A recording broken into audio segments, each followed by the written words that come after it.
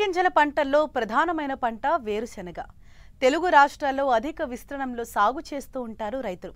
ప్రాంతాన్ని బట్టి ఆయా వాతావరణ పరిస్థితులకు అనుగుణంగా ఖరీఫ్ వేరుశెనగను జూన్ నుండి ఆగస్టు వరకు సాగు చేస్తారు.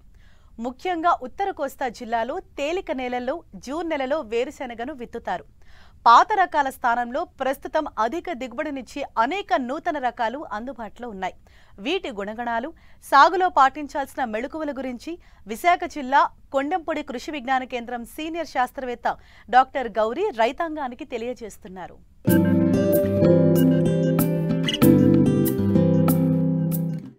ఖరీఫ్లో వర్షాధారంగా వేరుశెనగ పంట అధిక విస్తీర్ణంలో సాగులో ఉంది. తెలంగాణతో పాటు ఆంధ్రప్రదేశ్లోని రాయలసీమ, ఉత్తర కోస్తా ప్రాంతాలలో ఎక్కువగా సాగు చేస్తారు. ముఖ్యంగా ఈ పంటకు ఇసుక గరపనేలలు ఉండి కొద్దిపాటి నీటి వసతి ఉన్న ప్రాంతాలు అనుకూలం.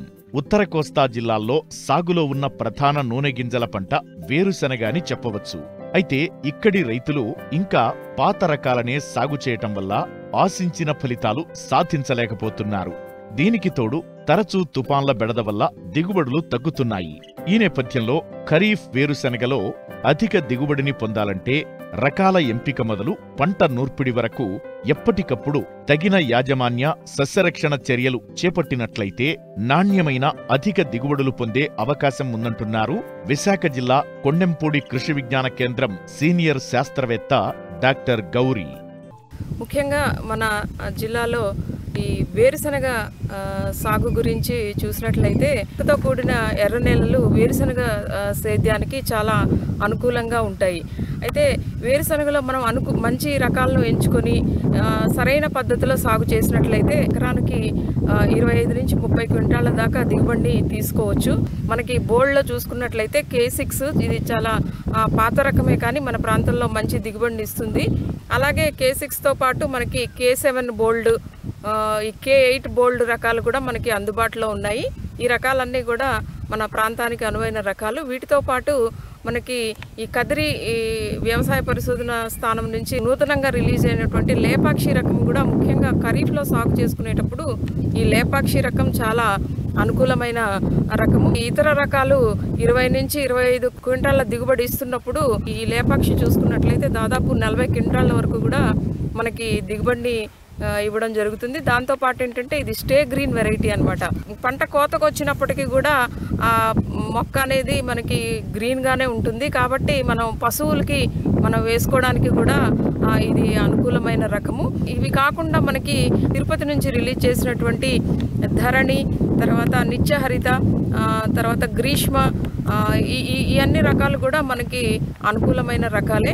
ఎర్ర నేలలు, ఇసుకతో కూడినటువంటి ఎర్రగరప నేలలు అనేవి మనకి వేరుశెనగ సాగుకు అనుకూలం.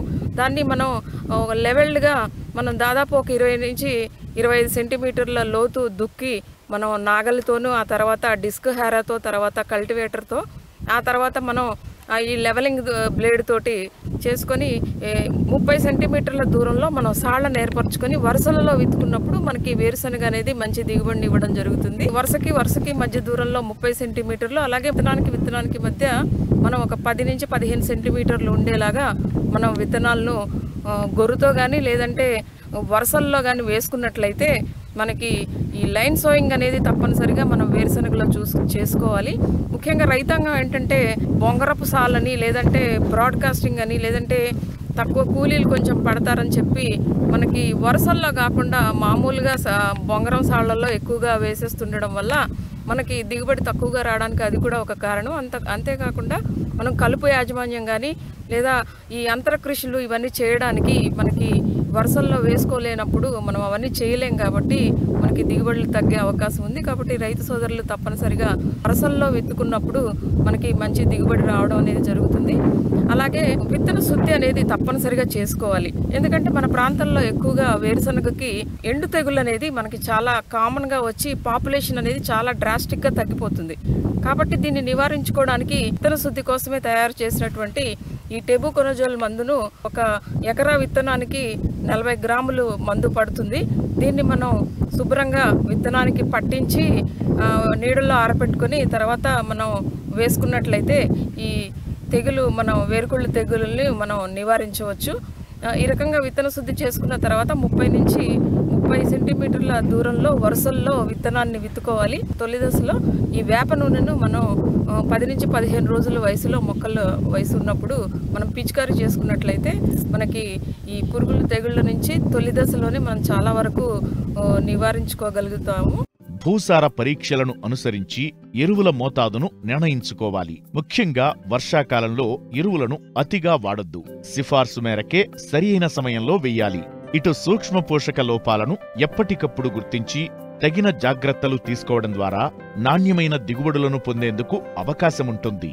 ఎరువుల యాజమాన్యం విషయానికి వస్తే మనకి ఆఖరి దుక్కులో మనం యూరియా అలాగే సింగిల్ సూపర్ ఫాస్ఫేట్ ఈ రెండింటిని కూడా మనం ఆఖరి దుక్కులో వేసుకోవాల్సి ఉంటుంది. అలాగే 20 కేజీల నత్రజని, అలాగే 16 కేజీల భాస్వరము, అలాగే ఒక 20 కిలోల పొటాషియం ఇచ్చే ఎరువులను మనం సెలెక్ట్ చేసుకొని మనం ఈ వేరుశనగ సాగుకు వినియోగించాల్సి ఉంటుంది.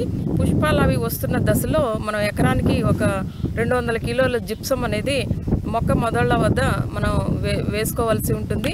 వేరుశనగకు ఈ జిప్సం అప్లికేషన్ అనేది చాలా ముఖ్యమైన పోషక యాజమాన్యం. 30-35 రోజులప్పుడు మనకేంటంటే ఈ 3-19 కానీ, లేదంటే మల్టీకే కానీ, లేదంటే ఎగ్రోమిన్ అని మనకి ఈ సూక్ష్మ పోషకాలను ఇచ్చే ఫార్ములా 4 ఇలాంటి పోషకాలను ఇచ్చేటువంటి ఎరువులను మనం పైపాటుగా పిచికారీ చేసుకున్నప్పుడు కూడా మనకి మంచి దిగుబడులు వచ్చినట్టు పరిశోధన ఫలితాలు తెలియజేస్తున్నాయి. కాబట్టి ఏంటంటే ఈ పూత దశలో మనం ఈ 3-19 కానీ, మల్టీకే కానీ, లేదంటే ఈ ఫార్ములా 4 కానీ ఒక 5 గ్రాములు 1 లీటర్ నీటిలో కలుపుకొని మనం పిచికారీ చేసినట్లయితే పంట పైన మనకి మంచి దిగుబడి రావడానికి అవకాశం ఉంటుంది. అలాగే సకాలంలో వచ్చే చీడపీడల యాజమాన్యాన్ని మనం సమగ్రంగా మనం నివారణ చేసుకోవాలి. దీనికోసం ఏంటంటే మనకి తొలి దశలో ఈ రసం పీల్చే పురుగులు ఇవన్నీ రాకుండా మనకి పసుపు రంగు జిగురు అట్టలు అనేవి మనకి దొరుకుతున్నాయి. వాటిని ఎకరానికి ఒక 10 పసుపు రంగు, అలాగే 10 నీలిరంగు జిగురు అట్టలను కానీ మనం అక్కడక్కడ పెట్టుకున్నట్లయితే పురుగులు కూడా వాటికి అంటుకొని వాటి యొక్క ఉధృతిని మనం నివారించుకోవడానికి అవకాశం ఉంటుంది.